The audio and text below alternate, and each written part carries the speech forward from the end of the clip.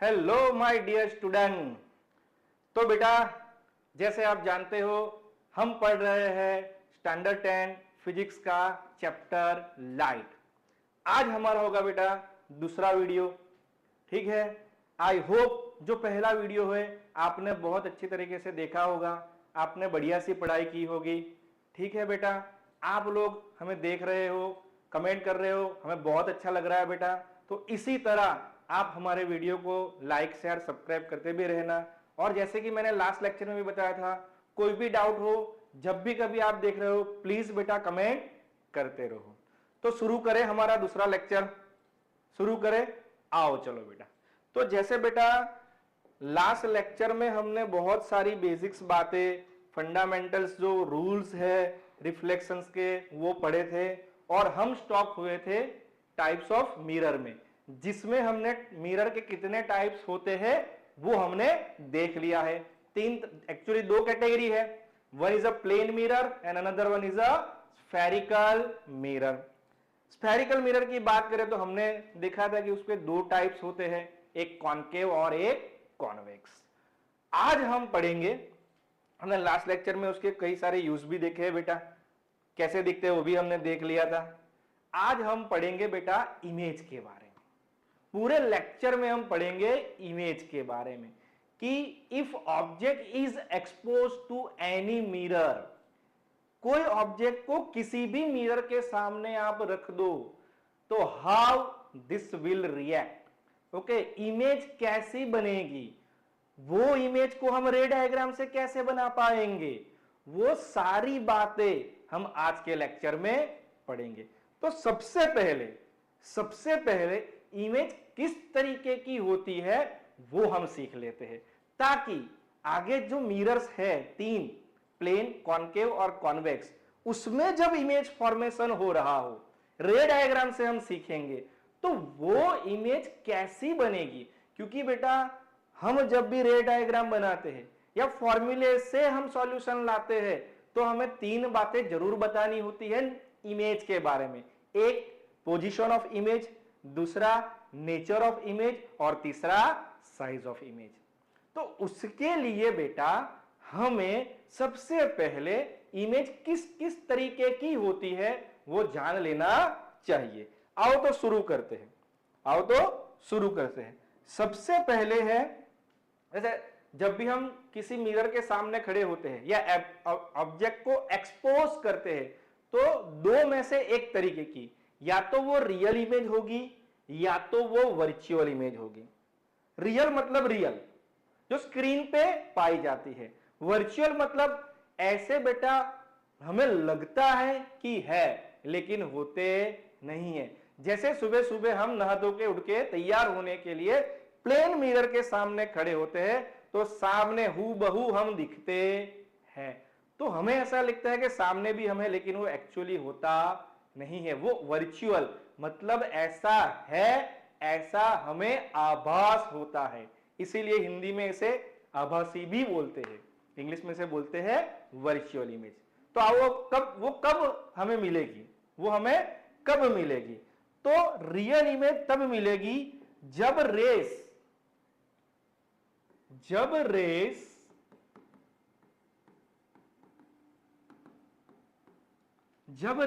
Actually में मिलते हैं।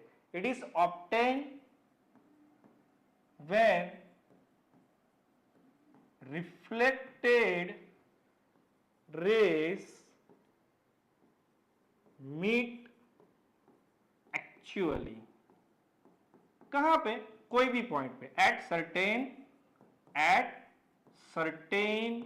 पॉइंट। अगर किसी पॉइंट पे रिफ्लेक्शन के बाद जो रेज होते हैं वो एक्चुअली एक दूसरे के साथ मिलते हैं तब हमें रियल इमेज मिलती है। आई बात समझ में? और वर्चुअल इमेज कब मिलती है?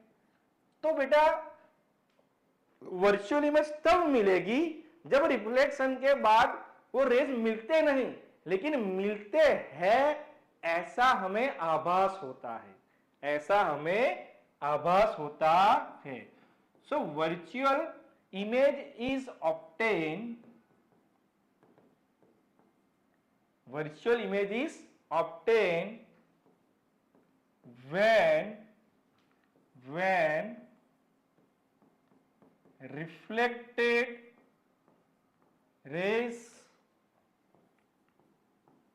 do not meet actually, but they seems or appears to be meet. वो एक्चुअली मिलते नहीं लेकिन दूसरी ओर मिल रहे हैं ऐसा हमें लगता है, तब हमें वर्चुअल इमेज प्राप्त होती है। क्लियर बेटा? क्लियर? ये दोनों इमेज कब मिलती है? चलो अब रियल इमेज कैसी होती है? It is always inverted.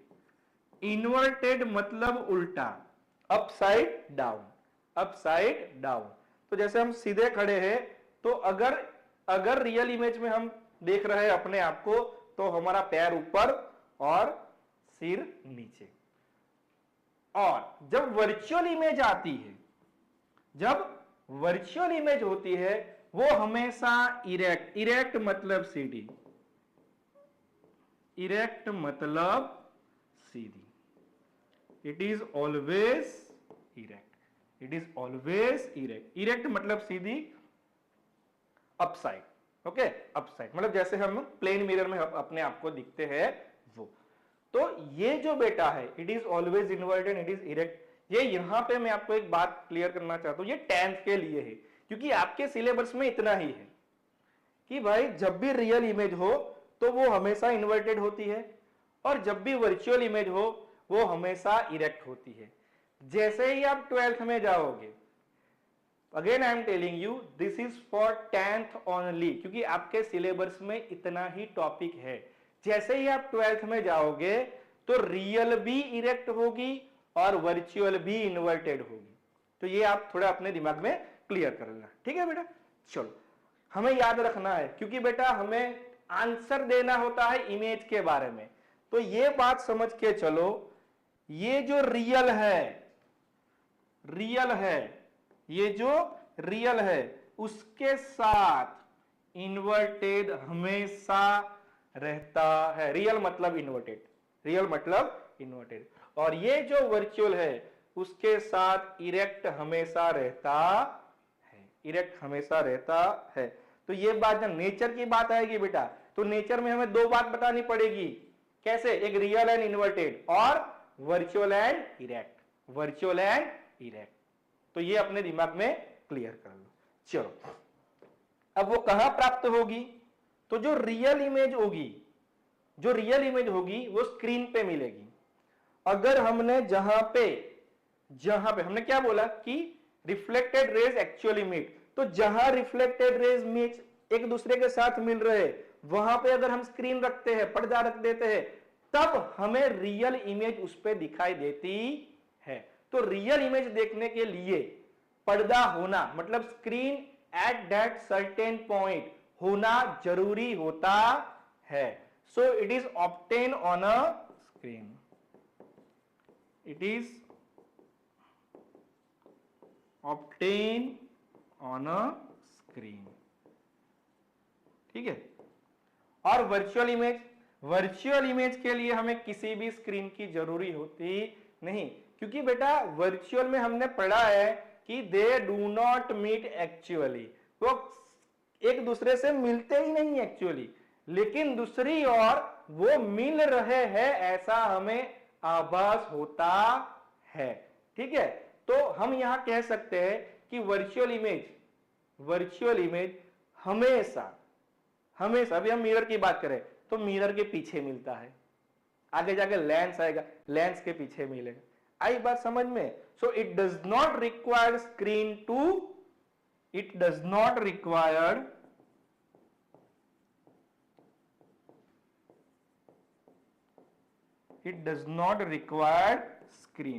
Screen की जरूरत यहां रहती नहीं है। It does not require screen, ठीक है, टू ऑब्टेन वर्चुअल इमेज। आई बात समझ में बेटा? यस और नो? तो ऐसे होते हैं हमारे इमेज, ऐसे होते हैं हमारे इमेज। क्लियर? क्लियर? कोई भी डाउट हो तो बेटा कमेंट करके बताते जाओ। आगे बढ़े अब इमेज के बारे में आगे बढ़े। चलो आगे बढ़ते हैं। ठीक है, अब हम देखते हैं कि भाई इमेज का फॉर्मेशन कैसे होता है। हम तीनों मिरर में देखेंगे, plane mirror, concave mirror, convex mirror.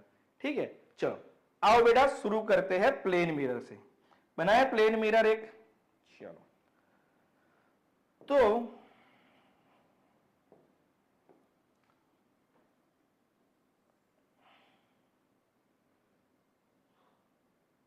मान लो ये है हमारा प्लेन मिरर, ये है हमारा प्लेन मिरर। ठीक है, जब भी आप इंडिकेट करो तो ऐसे पीछे हैचिंग लाइन बताना जरूरी है ताकि हमें पता चले this is a polished surface, this is a polished surface. Clear? Clear? ये क्या है? हमारा प्लेन मिरर। अब आप किसी भी ऑब्जेक्ट को इसके सामने रख लो एंड एक बात समझ लो बेटा और, कि जो ऑब्जेक्ट हम यहां इमेज में यूज कर रहे हैं वो हमेशा एरो से हम इंडिकेट करते हैं। किससे इंडिकेट करते हैं? एरो से इंडिकेट करते हैं। चाहे कौन सी भी इमेज हो, चाहे कोई भी इमेज हो, वो इमेज हम एरो से हमेशा इंडिकेट करते हैं, वो हम एरो से इंडिकेट करते हैं। क्लियर? तो एक एरो ऐसे बना दो सीधी।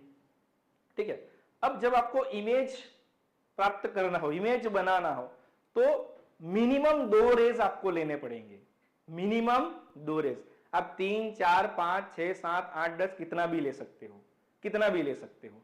लेकिन इतने सारे रेज लेने जाओगे तो रिफ्लेक्शन के बाद जो आपको दिखाना है वहां पे आपको कंफ्यूजन हो जाएगा। ठीक है, तो आप ले सकते हो, अगर आप कर पा रहे हो तो कर लो, कितने भी रेज लोगे कोई दिक्कत नहीं। लेकिन my suggestion just take 2 rays only, बहुत ही इजी आपका काम हो जाएगा। तो करें हम, करें। चलो पहला रेज हम कंसीडर कर रहे हैं कि हाँ कहां से ले सकते हैं, उसके सिर पांव कहीं से भी आप ले सकते हैं। मैं शुरू कर रहा हूं उसके हेड, सिर से। तो अगर यहां से कोई रेस सीधी जाएगी, यहां से कोई रेस सीधी जाएगी और प्लेन मिरर पे परपेंडिकुलर इंसिडेंट हो रही है। देखो बेटा, देखो रेस कैसे हो रही है? परपेंडिकुलर। कैसे हो रही है? परपेंडिकुलर। कैसे हो रही है? Perpendicular to the plane mirror. ठीक है, तो बताओ बेटा यहां पे एंगल ऑफ इंसिडेंस कितना हुआ? एंगल आई कितना हुआ? 0 हुआ कि नहीं हुआ? यस और नो? तो एंगल आर कितना होगा? वो भी 0 होगा। तो अगर एंगल आर 0 है, अगर एंगल आर 0 है तो वो जो रेज है वो रिट्रेस करेगी, रिट्रेस करेगी। यस और नो? अगर मैं यहां पे नॉर्मल बनाता हूं तो ऐसा मेरा नॉर्मल बनेगा। यस और नो? यस और नो? ठीक है, तो वो जो रेज है वो रेज रिट्रेस करेगी, यहां से इस तरह रिट्रेस करेगी। यस और नो? यस और नो? बताओ बेटा। ठीक है, तो ये जो रेज है वो यहां से रिट्रेस करेगी। क्या करेगी? रिट्रेस।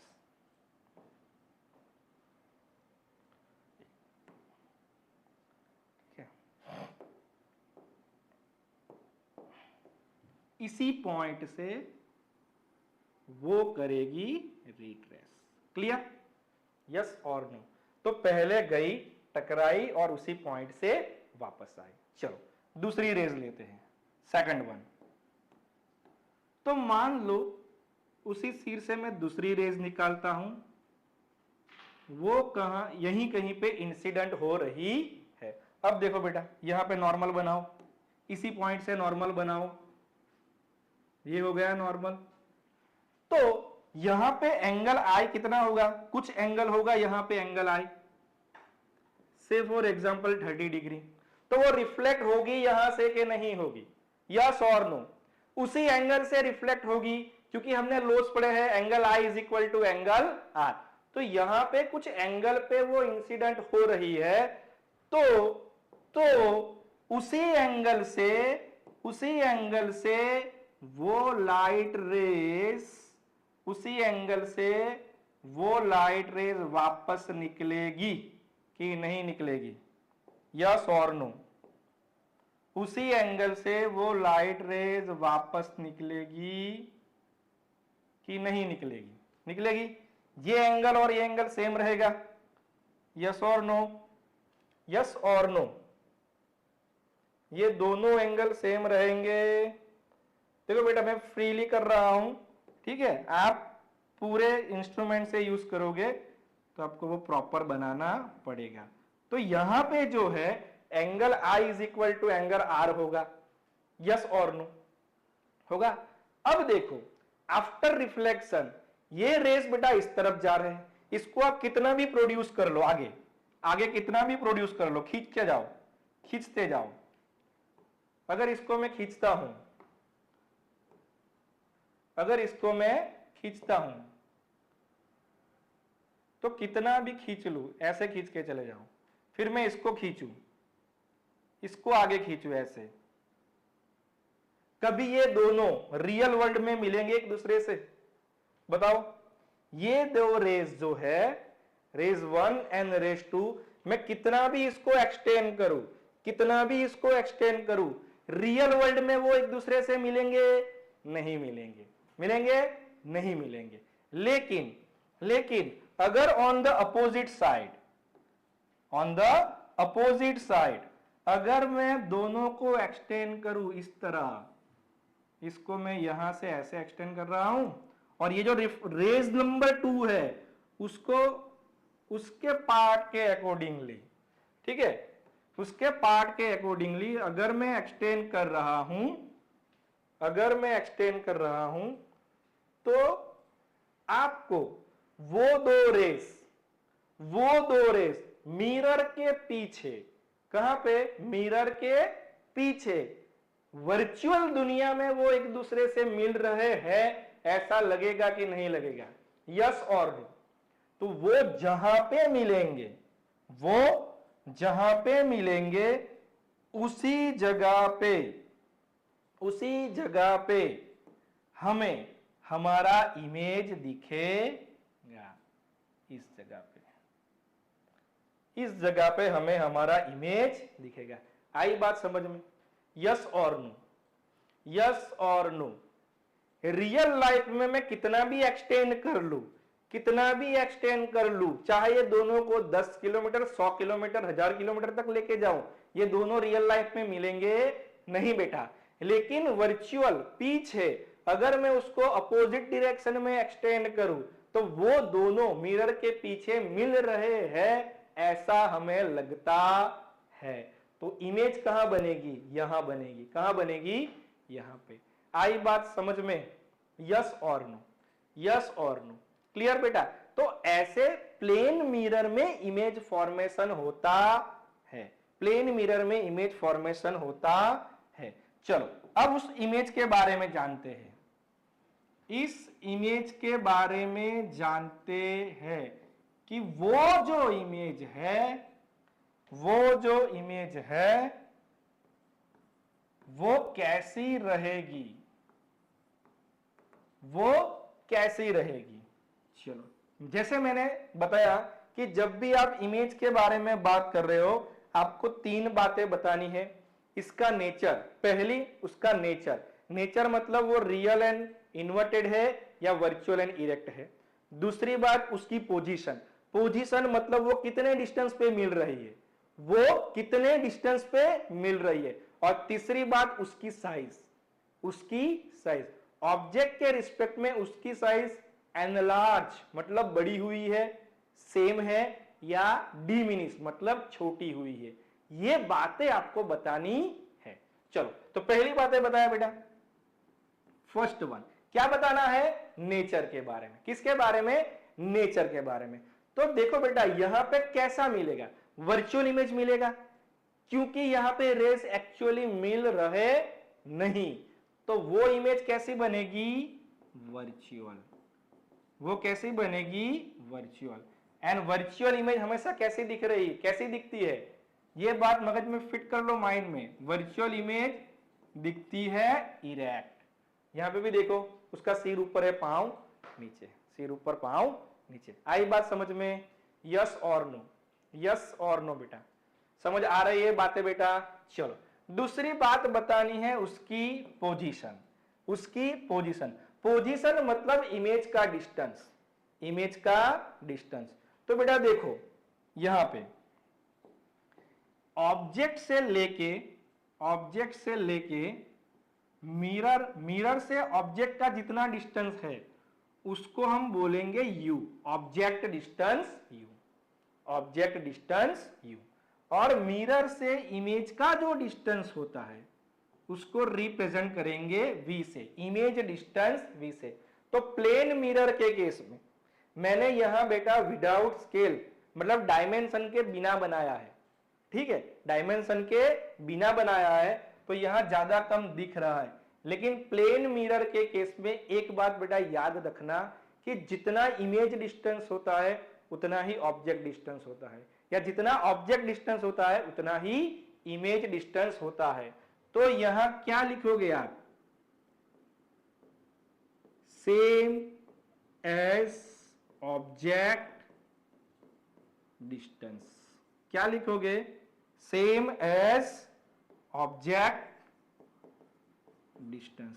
इसका मतलब यह हुआ बेटा कि अगर मिरर के सामने ऑब्जेक्ट को 10 सेंटीमीटर पे रखा है तो इमेज भी कितना दूर दिखेगा? मिरर के पीछे 10 सेंटीमीटर। अगर ये 100 सेंटीमीटर रखा है तो v भी कितना मिलेगा? 100 सेंटीमीटर। इसीलिए आप भी अब जब भी मिरर के सामने आप खड़े होगे तो ऑब्जर्व करना कि मिरर से आप जितने डिस्टेंस पे खड़े हो उतना ही डिस्टेंस आपको मिरर में आपकी इमेज के सामने दिखेगा। ठीक है बेटा? तो ये आप जरूर ऑब्जर्व करना। ठीक है, चलो तीसरी बात बताते हैं।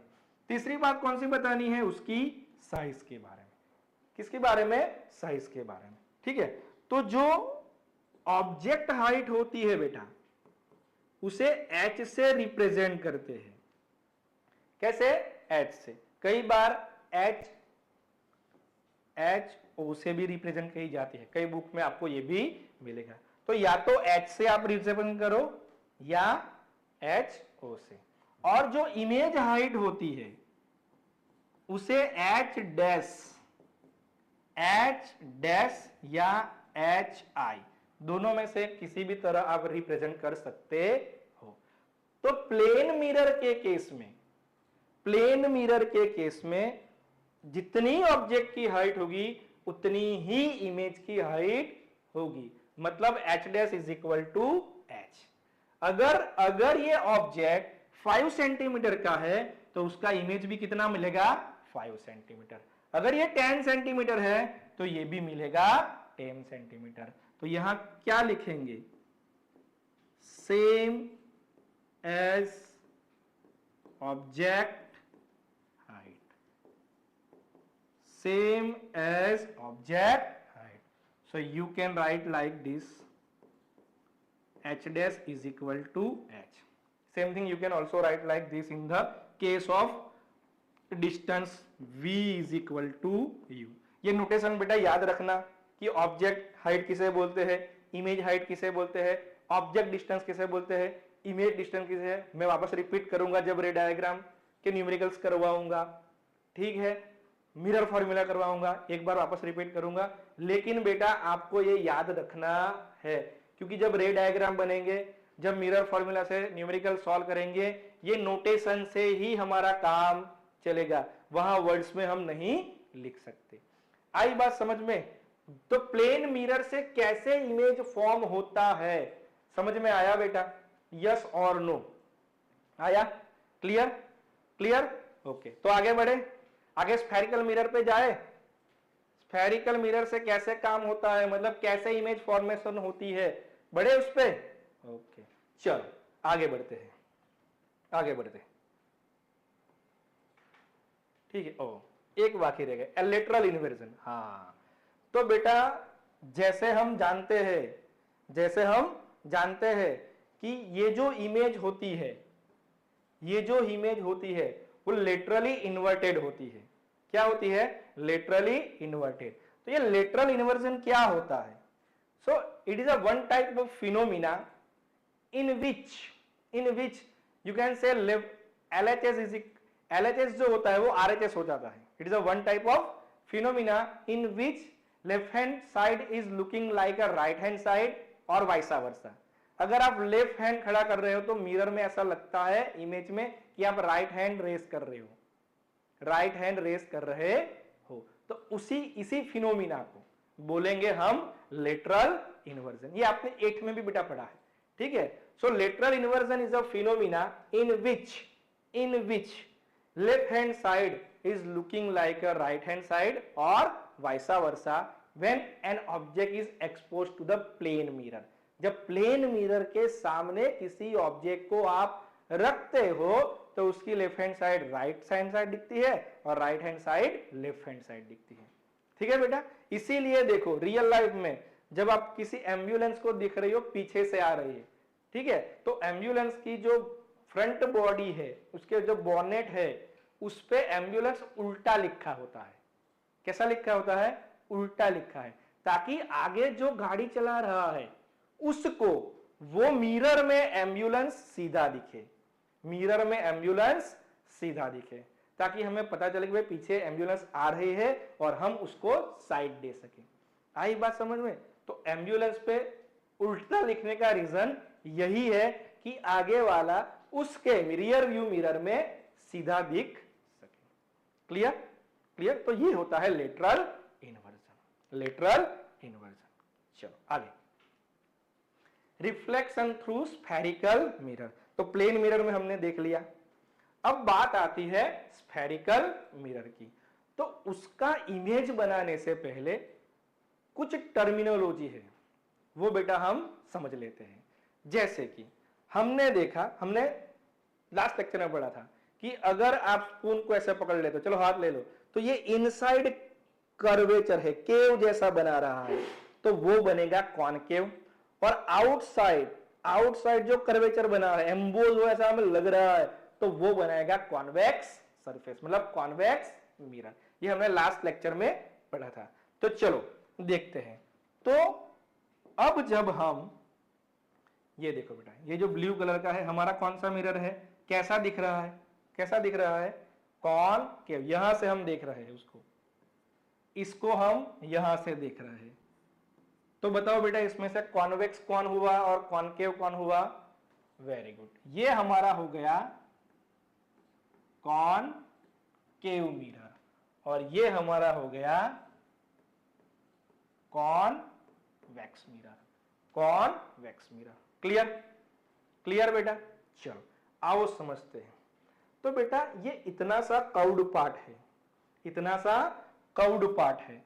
अगर मैं उसको पूरा सर्कल ट्रेस करके बनाऊं, पूरा सर्कल ट्रेस करके बनाऊं, तो एक स्फीयर सा या गोला सा बनेगा। यस और नो? बनेगा। अगर आप क्रिकेट बॉल ले लो, फुटबॉल ले लो, ठीक है, वॉलीबॉल ले लो, उसका कुछ हिस्सा वर्टिकली ऐसे काट के रख दो तो आपको ऐसा मिलेगा कि नहीं मिलेगा? यस और नो? यस और नो? तो हम कह सकते हैं ये जो दोनों मिरर है वो एक स्फीयर में से काट के बनाए गए हैं। तो अगर वो स्फीयर है तो उसका कोई सेंटर होगा कि नहीं होगा? होगा बेटा, उसका सेंटर। दोनों केसेस में उसका सेंटर होगा। तो ये सेंटर को बोलेंगे सेंटर ऑफ कर्वेचर। क्या बोलेंगे? Centre of curvature, centre of curvature. आई बात समझ में? सारे नोटेशन बेटा बहुत ध्यान से सीख लो, बहुत ध्यान से सीख लो।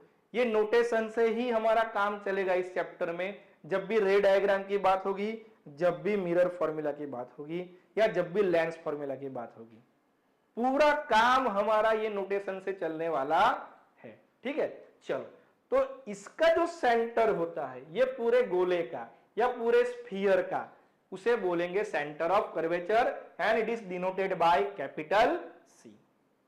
Capital C. अगर वो सेंटर से मैं एक सीधी लाइन खींच लूं, ये जो लाइन होती है इमेजिनरी, वो हमें, अगर आपने मिरर रखा है तो ये लाइन दिखेगी नहीं, ये सी पॉइंट दिखेगा नहीं, आगे आने वाले 2 पॉइंट पे दिखेगी नहीं, ये सारे इमेजिनरी होती है, जो हमें जान लेना चाहिए ताकि हम अच्छे से रे डायग्राम बना सकें।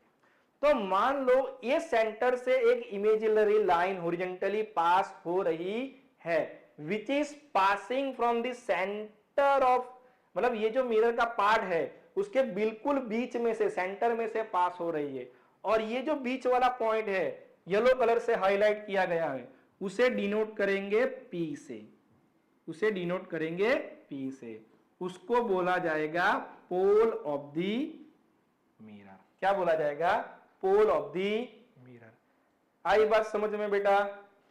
आई बात समझ? अगर मैं सेंटर ऑफ कर्वेचर से लाइन इमेजिनरी पास करूं, जो पास होती है मिरर के बिल्कुल सेंटर में से, देखो ये इमेजिनरी लाइन है, मिरर के बिल्कुल सेंटर पॉइंट से पास हो रही है, ठीक है, तो वो पॉइंट कहलाया जाएगा पोल ऑफ द मिरर, और वो लाइन जो है वो कहलाई जाएगी principal axis.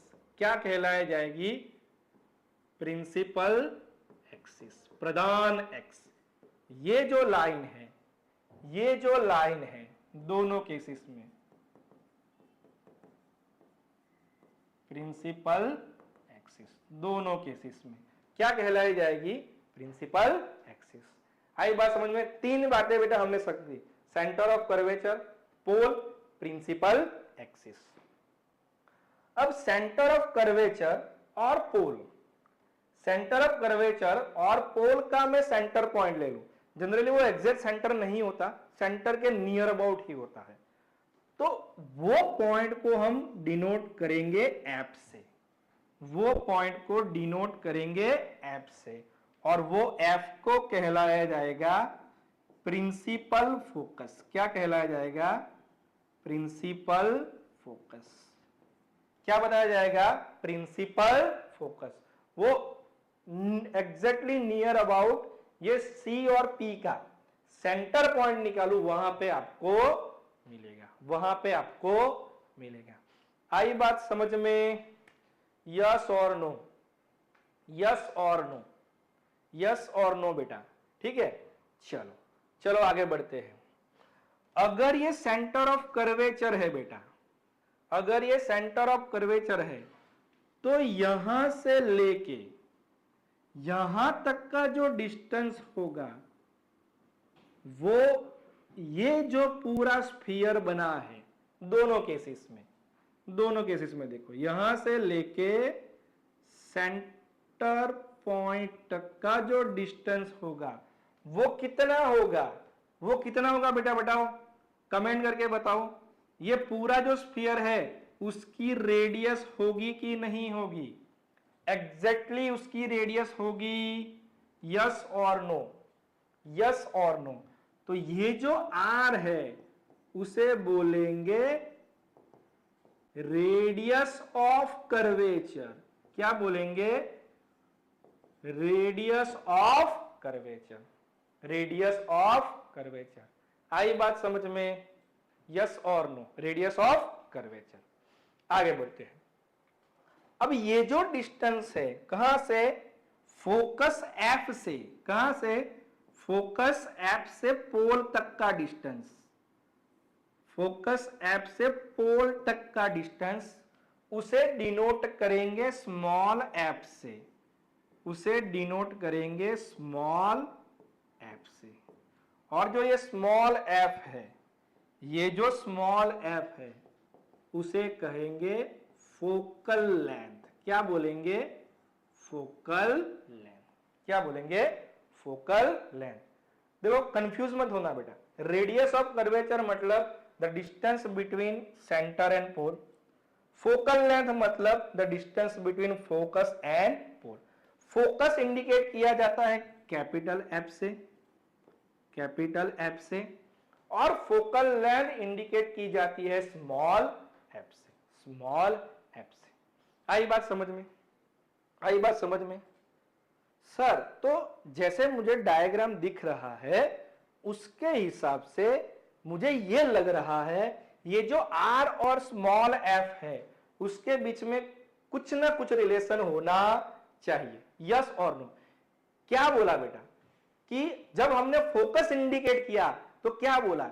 It is exactly और nearly exactly about at the centre of C and P. C और पी के सेंटर में होगा। तो उसी के हिसाब से अगर ये दोनों का रिलेशन निकाले, अगर ये दोनों का रिलेशन निकाले तो radius of curvature R is equal to 2 times focal length होगी कि नहीं होगी? यस और no? Radius of curvature R is equal to 2 times focal length, 2 times focal length, और you can say focal length is equal to are by 2। दोनों एक ही बातें हैं बेटा, दोनों एक ही बातें हैं। यस और नो? ये भी आपको याद रखनी है, ठीक है? Focal length is equal to are by 2 और r is equal to 2f, r is equal to 2f। आई बात समझ में? यस और नो बेटा? आई बात समझ में? ठीक है, तो इतनी सारी टर्मिनोलॉजी समझ ली। अब जब मैं